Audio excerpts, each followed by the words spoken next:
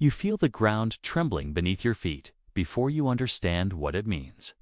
The air tastes like wet iron and gunpowder. Around you, bodies are piled so high you can't see where the living end and the dead begin. A man stumbles past, clutching his throat, trying to speak his wife's name through a mouth full of blood.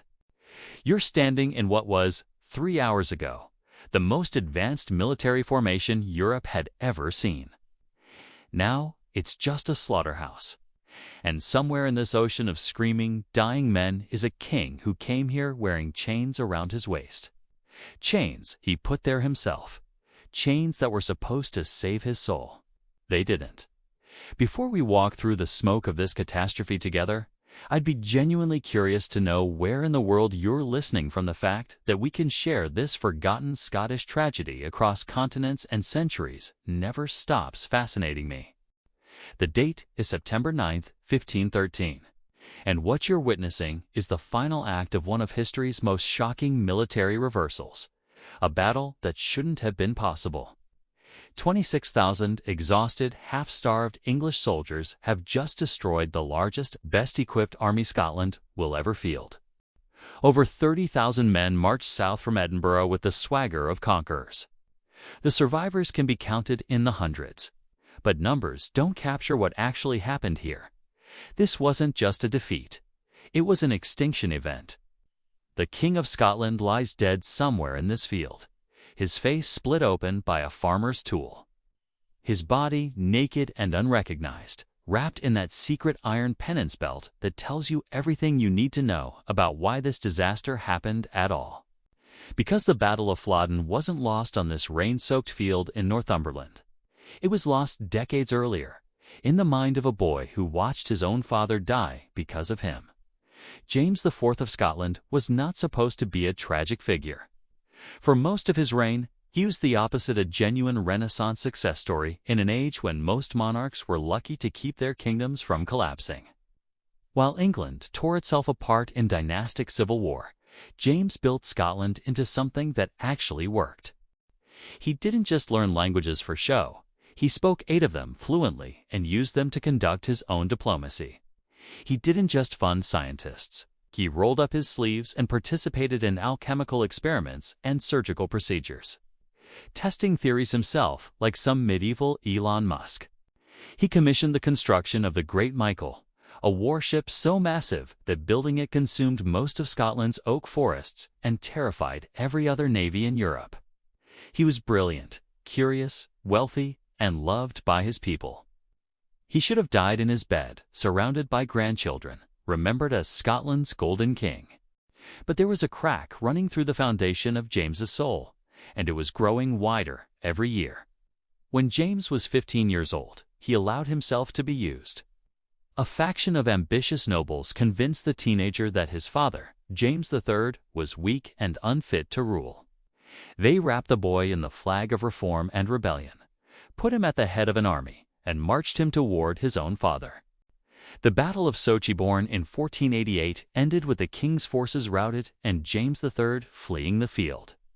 Somewhere in the chaos of that retreat, someone history will never know exactly who caught up to the wounded king and murdered him. Whether young James gave the order, whether he even knew what was happening, it didn't matter. His father died in flight from an army carrying his son's banner. That blood never washed off. James didn't suppress the guilt or rationalize it the way most medieval kings would have. Instead, he turned it into a physical religion. He commissioned a blacksmith to forge a heavy iron chain and locked it around his waist beneath his royal clothes where no one could see it. Every year on the anniversary of his father's death, he had the smith add another link. The weight increased. The iron bit deeper into his skin. He wanted to feel it. He wanted the punishment to grow heavier as he grew older, a ticking clock of penance strapped to his body. Courtiers noticed that the king sometimes walked with a slight limp, that he winced when mounting his horse, that he refused to let physicians examine certain injuries. They didn't know he was wearing his guilt like a second skeleton. This is the man who received a turquoise ring in the summer of 1513. And you need to understand that psychology to understand why he did what he did next. The ring arrived in a velvet case carried by a French messenger. It came from Anne of Brittany, Queen of France, and it was one of the most sophisticated psychological manipulations in diplomatic history. France was being hammered by an English invasion led by Henry VIII, James's own brother-in-law. Anne needed someone to attack England from the north, to force Henry to pull his armies back across the Channel. But she didn't send James a letter about geopolitical strategy or mutual defense treaties. She sent him a ring from her own finger and a challenge that sounded like it came from a fairy tale. Step just one pace into English ground, for my sake. She was appealing not to his reason, but to his fantasy of himself. James, the perpetual penitent. The man who wore chains to punish himself for his father's death was being offered a chance to be something else. A knight in a romance, champion of a distressed queen, a hero in a story where honor meant something. He took the bait. He put the ring on his finger and committed his kingdom to a war Scotland didn't need against an enemy that hadn't threatened him for the sake of a gesture.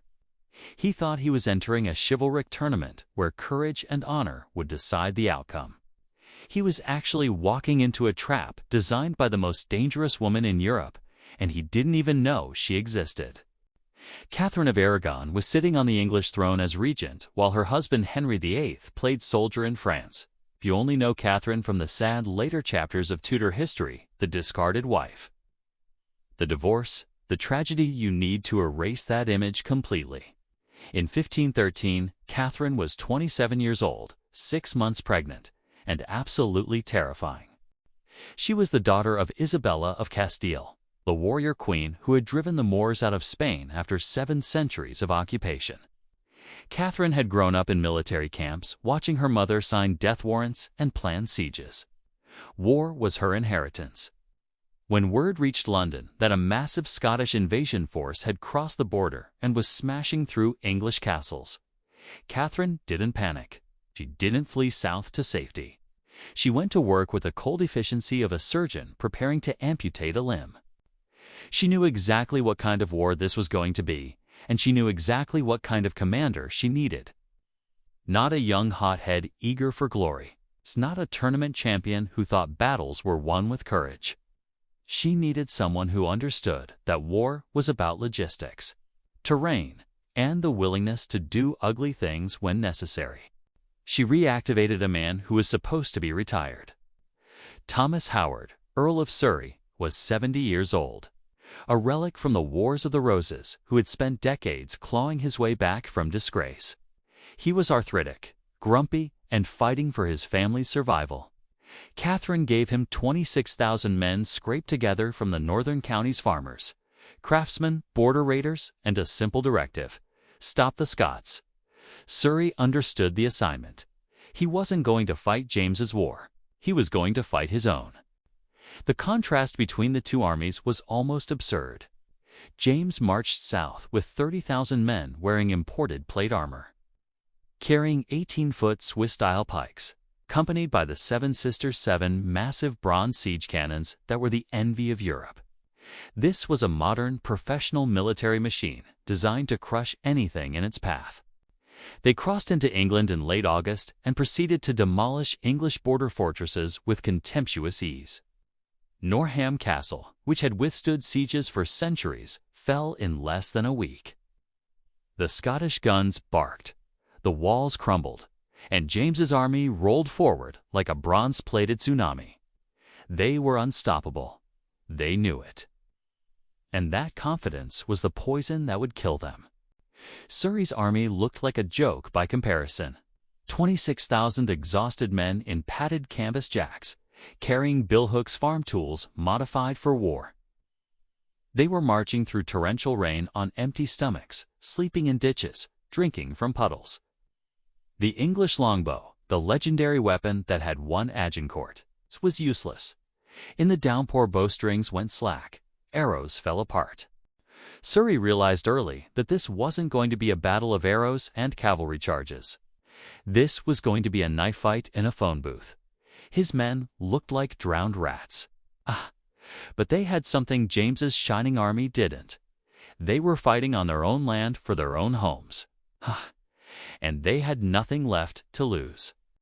By early September, the two armies were circling each other in the hills of Northumberland. James had fortified a position on Flodden Edge, a natural fortress with steep slopes and commanding views. It was perfect. If Surrey tried to charge up that hill, his men would be slaughtered before they reached the top. James sat there, comfortable and dry, waiting for the English to make a mistake. Surrey looked at that impregnable position and decided to cheat. On the morning of September 9th, he ordered his army to break camp and march away. To the watching Scots, it looked like a retreat. It wasn't. Surrey was executing one of the most audacious flanking maneuvers in medieval warfare.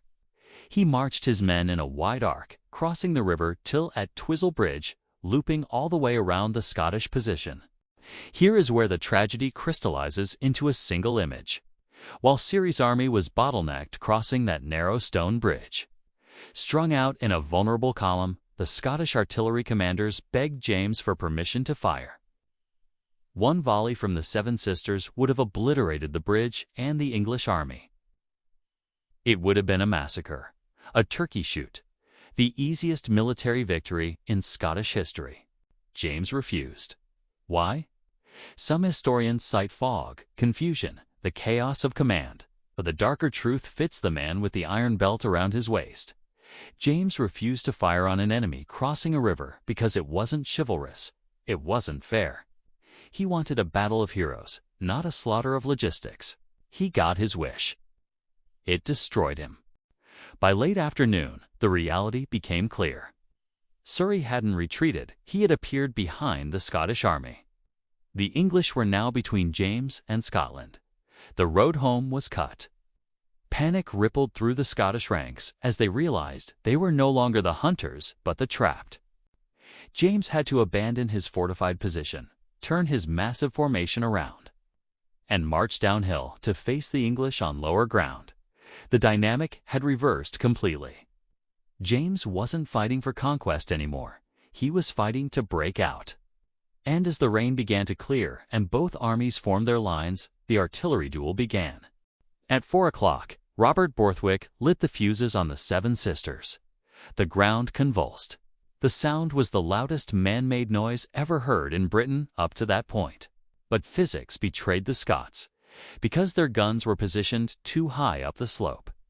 And because their carriages were designed for siege warfare at eye level, the gunners couldn't tilt the barrels down far enough. The Scottish cannonballs screamed harmlessly over the heads of the English soldiers, burying themselves in the mud. The pride of Scotland's artillery was firing blanks. The English master gunner learned from past mistakes. From the valley below, his lighter field guns were perfectly positioned to fire uphill. They unleashed hail-shot bags of metal scraps that turned the cannons into giant shotguns. Packed tightly in deep pike formations, the Scottish ranks were torn apart. Armor shattered, limbs were severed, and men died in clouds of black powder smoke, unable to even see their attackers. James watched his plan collapse.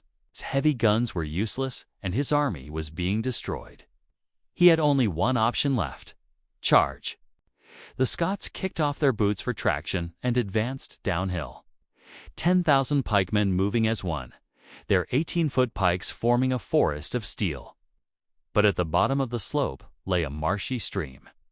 When they hit the mud, their formation broke. Men slipped and fell, pikes tangled, and gaps appeared. The English seized the moment. They slipped beneath the wavering pikes and closed in. At close range, the long spears were useless. Scots dropped them 4 swords, abandoning their carefully planned tactics. In the crush of bodies, the English billhook ruled.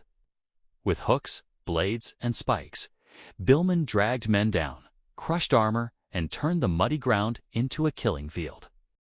This wasn't just a military defeat, it was a class revolution written in blood. The men dying were earls, bishops, clan chiefsmen who lived in castles. The men killing them were Yorkshire farmers and border raiders. They were harvesting the Scottish aristocracy like wheat. The ground became a slurry of blood, rain, and mud that made escape impossible. And in the center of that swirling chaos, King James IV drew his sword and stepped into the fight. He didn't watch from a hill. He didn't issue orders from safety. He dismounted his horse, grabbed a pike, and led a wedge of his finest knights straight into the English lines. They fought like men who knew they were doomed, carving a desperate path toward Surrey's banner. Historical accounts say James fought too within a spear's length of the English commander. He was close enough to see the old man's face, but he never reached him. A billhook swung out of the smoke and caught James in the jaw. Another blow struck his neck. The King of Scotland fell into the mud and bled out under the boots of soldiers who didn't know who they'd killed. Around his body, the Scottish nobility formed a human wall and fought until every one of them was cut down. They fell in layers, piling on top of one another. When the English cleared the bodies the next morning, they found James at the bottom, surrounded by his closest friends, still wearing that iron belt. The secret penance he'd hidden for years was exposed to the cold morning air. English looters stripped him naked, and the king who wanted to be a hero died as an anonymous carcass in the mud. When Catherine of Aragon received the news in London, she didn't mourn. She wrote to Henry in France with grim satisfaction. While he was capturing French towns, she had captured a king. She wanted to send James's pickled body as a trophy, but settled instead for his blood-stained surcoat, cut and torn by billhooks. She sent it to her husband with a note. "I send you a piece of the King of Scots' coat for your banners." It was the ultimate power move. The sun rose on September 10th over a field of 10,000 Scottish dead. But in medieval warfare, not all deaths are equal. The English lost anonymous foot soldiers. The Scots lost their government. 12 ERLs, 14 lords, an archbishop, the king, and nearly every clan chief in Scotland lay dead. There wasn't a noble family in the country that didn't mourn. The golden age of Scotland died in that mud. The Renaissance dream was replaced by a century of instability and eventual absorption into England. The tragedy is remembered not with victory songs, but with a lament. The flowers of the forest, a haunting melody played on bagpipes to this day, mourning the young men who marched south and never came home. Flodden is a brutal lesson in the gap between what we want war to be and what it actually is. James had the best technology, the best armor, the most modern tactics. He had the Ferrari. He lost to a pickup truck driven by hungry men who understood the ground beneath their feet. He fought the war he wanted to fight, not the war that existed. And that iron belt he wore to punish himself for his father's death became a prophecy. He sought redemption through glory and found only mud. The field is quiet now. The blood has washed away. But if you stand there on a rainy September afternoon and listen to the wind moving through the grass, you can almost hear the echo of what happens when honor meets reality. When kings forget that crowns don't stop billhooks. When an entire nation's future is sacrificed for a turquoise ring and the fantasy of being someone you're not. The brightest flowers are always the first to be cut down, and sometimes the chains we forge for ourselves are the ones that drag us into the ground.